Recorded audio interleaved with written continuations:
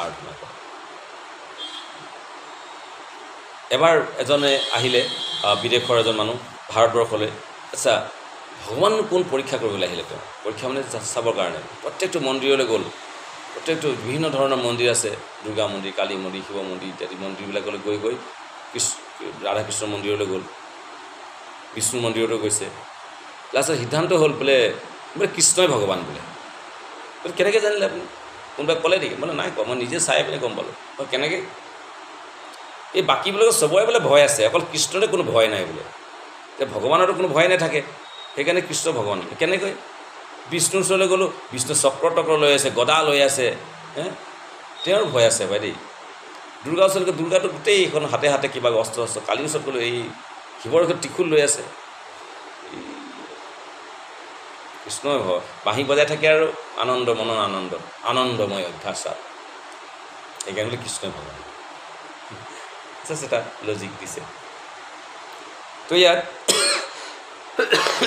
বহুবাৰ তাৎপৰ্যত বৰ ধুনীয়াকৈ এই কথাটো বেছিকৈ তেওঁ ফ'কাছ কৰিছে যে বিভিন্ন দেৱ দেৱী আৰু ভগৱানৰ ভিতৰত কি পাৰ্থক্য, মানুহে সেইটো বুজি নাপায়। সেইটো নাম অপৰাধৰ ভিতৰতে পৰে। শিৱ ব্ৰহ্মা আদি দেৱতাসকলক ভগৱানৰ নামৰ সমান বুলি যদি কোনোবাই ভাবে, তেওঁৰ উপাসনা কৰিলে, ব্ৰহ্মা শিৱৰ উপাসনা কৰিলে ভগৱত ধাম যাম বুলি যদি কোনোবাই ভাবে, সেইটো ভুল হৈ যাব। সেইকাৰণে সতৰ্ক কৰি দিছে, সেইটো অপৰাধ বুলি কৈছে।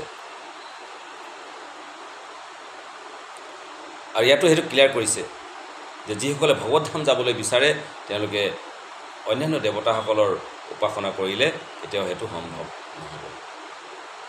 ভক্তই কেতিয়াও দেৱ দেৱীৰ উপাসনা কৰে। তেতিয়াহ'লে প্ৰশ্ন আহিব পাৰে, বৃন্দাবনৰ গোপীসকলে কাত্যায়নী দেৱীৰ কিয় উপাসনা কৰিছিলে? দেৱী দুৰ্গাৰ তেওঁলোকে বালিৰে ধুনীয়াকৈ মূৰ্তি বনাই 1 মাহ ধৰি তেওঁলোকে যমুনাত ৰাতিপুৱা সোনকালে গৈ তেওঁলোকে গা পা ধুই তেওঁলোকে একেলগে বহি কাত্যায়নী মহামায়ে এনেকৈ প্ৰাৰ্থনা কৰিছে, নন্দ গোপ সুতং দেৱী পতিমে কুৰুতে নম, এনেকৈ প্ৰাৰ্থনা কৰিছিলে যে তেতিয়াহ'লে দেৱী উপাসনা তেওঁলোকেও কৰিছে। তেওঁলোক বৈষ্ণৱ বোলে ভক্তৰ শ্ৰেষ্ঠ বোলে তেওঁলোক। ইয়াৰ কি উত্তৰ হ'ব পাৰে? ইয়াৰ উত্তৰ হৈছে সহজ, তুমি দেৱ দেৱী উপাসনা কৰিব পাৰা, কিন্তু কি বিচাৰিব লাগিব? ধনং দেহি জনং দেহি নহয়। ন ধনং ন জনং ন সুন্দৰী কবিতাং বা জগতীশ কাময়ে মম জন্মনি জন্মনীশ্বৰে ভৱতাত ভক্তি ৰহৈত গীতৈ।